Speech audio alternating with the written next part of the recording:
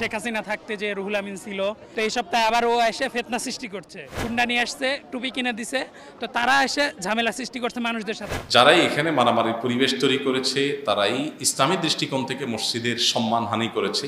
যেখানে বিতর্ক আছে, যেটা নিয়ে এদেশে দ্বন্দ্ব আছে, চিরন্তন দ্বন্দ্ব এদেশে অব্যাহত, কোন একটা দল অনুসারী আমি কল্লম খোলা সে দল অনুসরণ করেছি, অথচ আমি আবার সবার ইমামতি করতে চাই।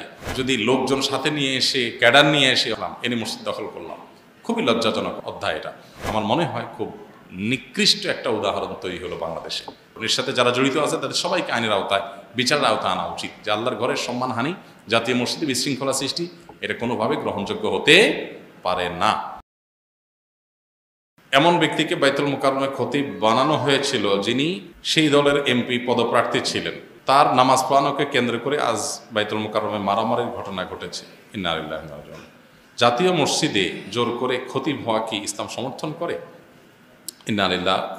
নতুন সংবাদ, বাইতুল মুকাররমে যদি আজকে জুমার সময় মারামারি হয়ে থাকে, আমরা জানি না কি ঘটেছে, প্রশ্নকর্তা যদি নিশ্চিত হয়ে থাকেন, যদি এরকম ঘটনা ঘটে থাকে, তাহলে এটা হবে আমাদের জন্য খুবই লজ্জাজনক এবং খুবই দুঃখজনক একটি ব্যাপার। যারাই এখানে মারামারির পরিবেশ তৈরি করেছে তারাই ইসলামী দৃষ্টিকোণ থেকে মসজিদের সম্মানহানি করেছে, মসজিদের মর্যাদা নষ্ট করেছে।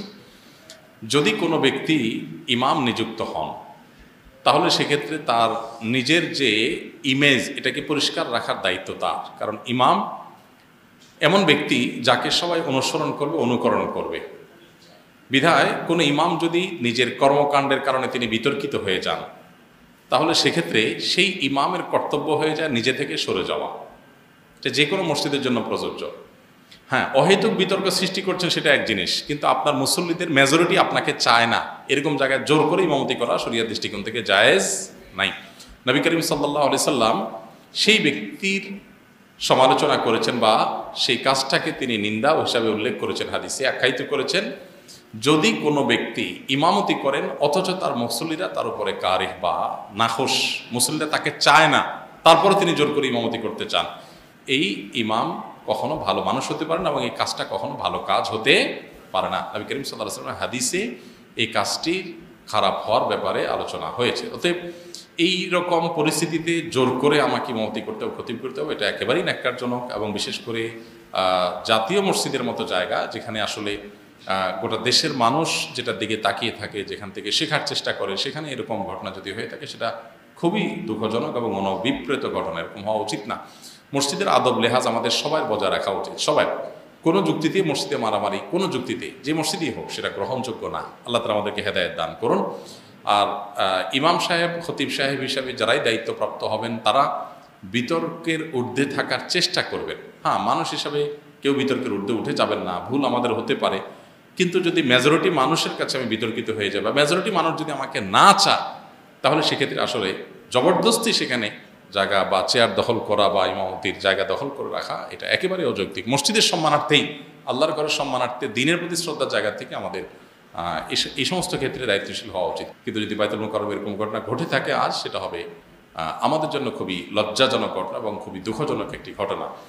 কিছু কিছু মানুষ, কিছু কিছু পদ, এগুলোতে যদি আমরা সচেতন সতর্ক না হই, আমি যদি কোনো প্রচলিত রাজনৈতিক দলের কোনো একটা, যেখানে বিতর্ক আছে, যেটা নিয়ে এদেশে দ্বন্দ্ব আছে, চিরন্তন দ্বন্দ্ব এদেশে অব্যাহত, কোনো একটা দল অনুসারী আমি কল্লম খোলা সে দল অনুসরণ করেছি, অথচ আমি আবার সবার ইমামতি করতে চাই, তাহলে সেক্ষেত্রে মানুষজন যদি অন্তত সেটাকে ভালোভাবে না নেয়, তো আমি ব্যক্তিগতভাবে মনে করি যে এটা আসলে ধরে রাখা উচিত না। এখানে দায়িত্বশীলতার জায়গা আছে। আবার যদি লোকজন সাথে নিয়ে এসে ক্যাডার নিয়ে এসে, অনেক মসজিদে এরকম হয় যে সাথে ক্যাডার নিয়ে আসলাম, এনে মসজিদ দখল করলাম, খুবই লজ্জাজনক অধ্যায় এটা।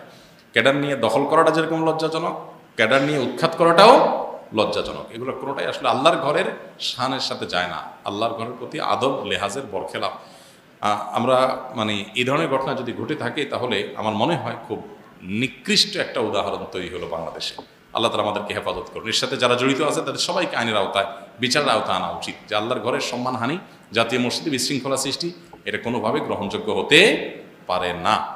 দলবল নিয়ে, আপনি লোকবল নিয়ে, ক্যাডার বাহিনী নিয়ে এসে মাস্তানি করবেন, এই মাস্তানির জায়গা অন্তত আল্লাহর ঘর না। আল্লাহর ঘরে এরকম মাস্তানি কোনোভাবে গ্রহণযোগ্য হতে পারে না। এর বিরুদ্ধে সর্বোচ্চ ব্যবস্থা গ্রহণ করা উচিত। আল্লাহ তাআলা আমাদেরকে হেদায়েত দান করুন।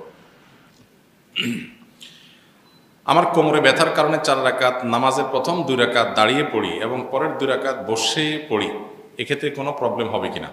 প্রথম 2 রাকাত আপনি দাঁড়ায় পড়েন, 2 রাকাত বসে পড়েন, এটা যদি নিয়মিত করেন তাহলে আমার প্রশ্ন হলো প্রথম 2 রাকাতের পরে আপনি কি অপারেগ হয়ে যান আর দাঁড়ানোর ক্ষমতা থাকে না? যদি এমন হয় যে না আমার 2 রাকাত দাঁড়ানোর মতো অ্যাবিলিটি আছে, 2য় রাকাত শেষ করার পর আর আমি পারি না, তাহলে আপনার জন্য বসে বাকি 2 রাকাত পড়া যায় যাচ্ছে।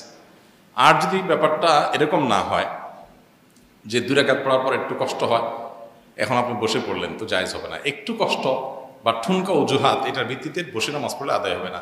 আল্লাহ তাআলা বলেছেন ওয়াকুমু লিল্লাহি কানিতিন, দাঁড়িয়ে নামাজ পড়া কিন্তু ফরজ, অতএব দাঁড়িয়ে নামাজ পড়তে হবে।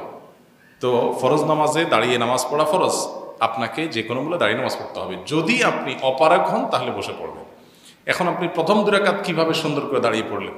বোঝা গেছে আপনার সামর্থ্য আছে। 2য় রাকাতে আপনি বসে পড়তেছেন কেন? যে প্রথম 2 রাকাত পারছে একটু কষ্ট করে হলেও 2য় রাকাত 2 রাকাতও তার পারার কথা। যদি আপনার অবস্থা এরকম হয় যে না আপনি 2 রাকাতই শুধুমাত্র টলারেট করতে পারেন, এরপর আর পারেন না, আক্ষরিক অর্থেই পারেন না, তাহলে ভিন্ন কথা, তাহলে ঠিক আছে, জায়েজ আছে। আর তা না হলে একটু কষ্ট করে হলেও আপনাকে পুরোটা দাঁড়িয়ে পড়তে হবে। খালি গায়ে কোরআনে কারিমের তেলাওয়াত করলে কি গুনাহ হবে? না, খালি গায়ে কোরআনে কারিম তেলাওয়াত করলে গুনাহ হবে না। কোনো কারণে আপনার গা খালি আছে, গামছা আছে, গেঞ্জি আছে, আপনি অবস্থায় তেলাওয়াত করছেন, গুনাহ হবে না। কোরআনের প্রতি অসম্মান প্রকাশ না হয় এরকম যে কোনো কাজ করা অবস্থাতে আপনি কোরআন তেলাওয়াত করতে পারেন। এখন যদি মনে করেন আপনি টয়লেটে আছেন, তো টয়লেটে কোনো অপবিত্র জায়গা, নোংরা জায়গা, সেখানে কোরআন তেলাওয়াত করা জায়েজ নাই। আপনি উলঙ্গ আছেন, বিবস্ত্র আছেন, এই অবস্থায় থাকাটা প্রশংসনীয় কোনো অবস্থা নয়, এটা কাঙ্ক্ষিত কোনো অবস্থা নয়, এটা অস্বাভাবিক অবস্থা। বিধায় এই অবস্থায় আপনি আল্লাহর কালাম তেলাওয়াত করছেন, সেটা অবশ্যই আল্লাহর কালামের আদবের খেলাফ, শানের খেলাফ। কিন্তু খালি গায়ে আমরা অনেক ভালো কথা বলি, অনেক ভালো কাজ করি, এটাকে দর্শনীয় মনে করি না। বিধায় কোরআন তেলাওয়াত করতেও কোনো অসুবিধা নাই। কোনো আলেমই খালি গায়ে কোরআন তেলাওয়াতকে কোরআন আদবের খেলাফ বলেছেন বলে আমাদের জানা নাই। খালি গায়ে অজু করা যাবে কিনা? জি, অজু খালি গায়ে করা যেতে পারে, কোনো অসুবিধা নাই। অজু করার সময় গায়ে কাপড় চোপড় থাকতে হবে, এমন কোনো জরুরি না। অনেকে প্রশ্ন করে মহিলাদের অজু করার সময় মাথায় কাপড় থাকতে হবে কিনা। আমি বলি যে মাথায় কাপড় দিলে অজু করবে কেমনে? কারণ আপনি যখন অজু করবেন চুলের গোড়া পর্যন্ত ধুইতে হবে, তো কাপড় থাকতে এগুলো ভিজে যাবে। বিধায় অজু করার সময় কাপড় সরিয়ে অজু করাতে কোনো অসুবিধা নেই, বিশেষ করে যখন পর্দা পশিদার কোনো ব্যাপার থাকবে না। হ্যাঁ, যদি এমন কোনো জায়গা থাকেন যে বেপর্দা পরিবেশ হওয়ার সম্ভাবনা আছে, পরপুরুষদের দৃষ্টিতে পড়ার আশঙ্কা আছে, তাহলে সেক্ষেত্রে আপনি অবশ্যই ঘোমটা মাথায় রেখেই আলতো করে ওজুটা করে ফেলার চেষ্টা করবেন।